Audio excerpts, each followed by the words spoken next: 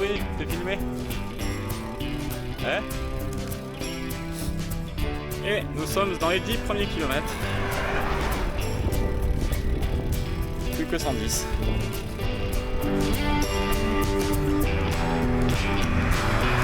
Levé à 7h30 après une première nuit de bivouac.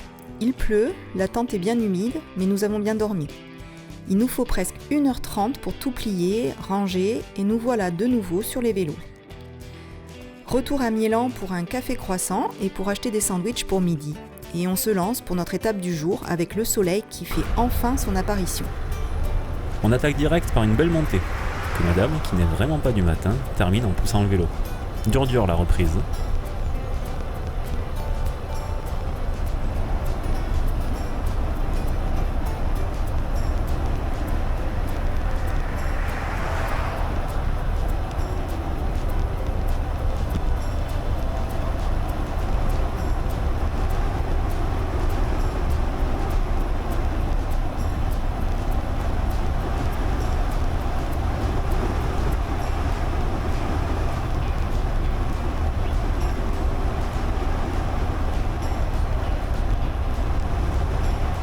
On passe par Vic-sur-Bigorre, dans un nouveau département, les Hautes-Pyrénées.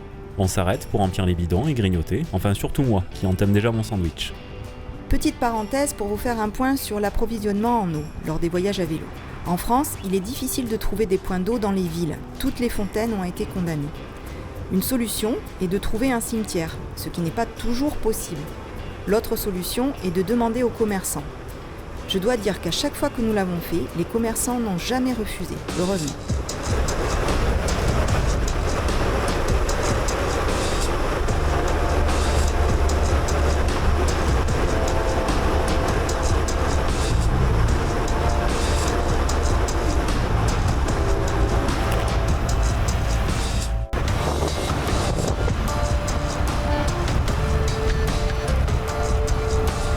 Après Vic-sur-Bigorre, notre voyage continue avec des portions plus plates, plus fréquentes que la veille, mais avec malgré tout des côtes à grimper qui mettent nos jambes à rude épreuve.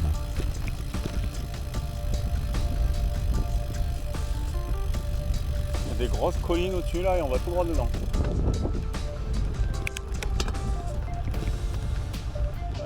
Parfois, nous faisons un bout de chemin avec des cyclistes croisés sur la route. Ce sont toujours de belles rencontres, comme avec ce monsieur parti pour sa sortie du dimanche en VTT et qui nous a accompagnés sur une belle montée. On discute et on ressent moins la difficulté de la montée. Et après, ouais, et puis après on a 30 km de copla descendant. Comment ça s'appelle? Les directions... Saint-Palais. C'est l'arrivée voilà, d'aujourd'hui. Oui, non mais là, ce qui est prévu, mais dans cette direction. Non, on a fait vite fait l'année dernière. Ouais. Et puis on n'a pas d'équipement, donc on a fait à l'arrache. Ouais. Et cette année on a un peu plus d'équipement et d'entraînement, donc voilà, c'est ça. Ouais. On avait fait le canal du Midi l'année dernière. C'était plat, donc c'était pas pareil.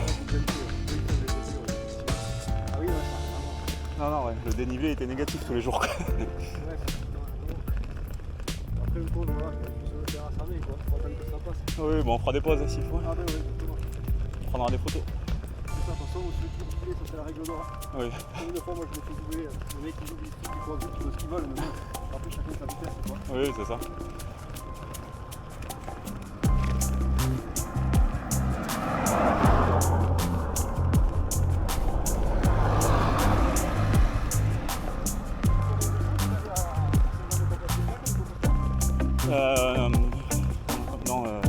Combien 3 jours. Ah, combien il reste 4 jours. Vous avez où là? Ah, c'est Saint-Sébastien. Ah, Saint-Sébastien, ah bon, ça va. Oui. Et vous revenez à vélo? Une partie jusqu'en Daille en vélo et après on monte dans le train et on rentre à Toulouse.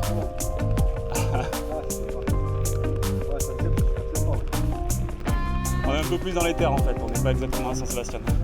Mais bon, avec les vélos, on sera presque tous les jours. Ouais, Pays Basque espagnol. Ça. Ouais, c'est au prochain pays, voilà. Ouais, bah ouais.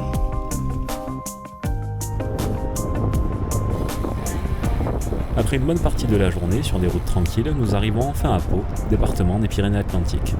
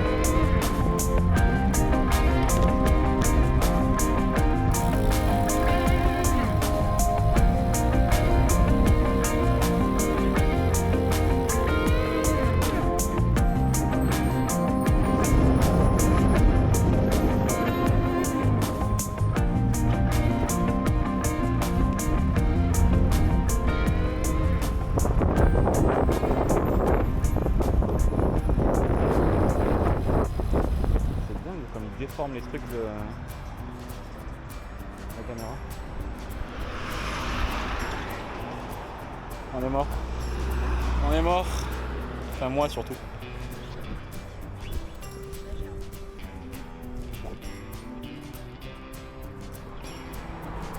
Ouais. C'est une grande ville par rapport à toutes les communes que nous avons traversées jusqu'à présent. On retrouve l'urbanisation, les voitures, la foule, bref, ce n'est pas très agréable. La faim se fait sentir et le besoin de repos aussi. Direction McDo pour recharger les batteries, les nôtres et celles de nos équipements, caméras, lumière, téléphone, etc. Après 45 bonnes minutes de pause, nous repartons. L'énergie est revenue. Un peu plus tard, nous passons près d'une rivière et nous ne résistons pas à l'envie de faire une petite trempette de pied. Tant pis, nous n'arriverons pas au point prévu le soir, mais c'est tellement agréable de prendre le temps, et avec le bivouac, nous ne sommes pas tenus d'arriver à un lieu précis chaque soir. Personne ne nous attend, on s'adapte à notre état physique et à nos envies. Vers 19h30, nous décidons de chercher un endroit pour planter la tente. Ce sera Mourinx. Une petite route, un petit bosquet en contrebas. Nous avons trouvé notre coin pour la nuit. On s'engage à travers les ronces et les arbustes et nous dénichons l'endroit le plus adapté. Ce soir, c'est le premier test de la popote et du réchaud. Le repas, pâte poulet curry en sachet lyophilisé. C'est plutôt bon.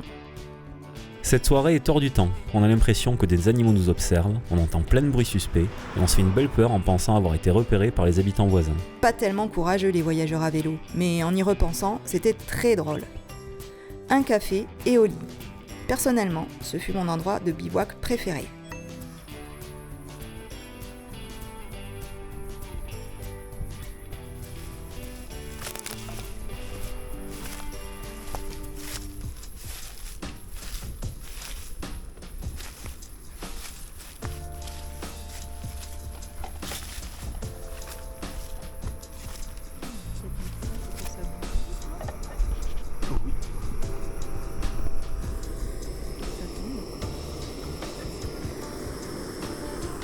C'est la vie.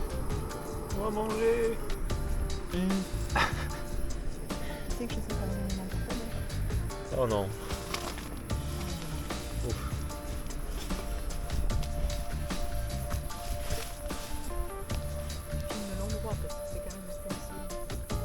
Non, on est bien, on est dans les bois, à côté de la route. Chez personne.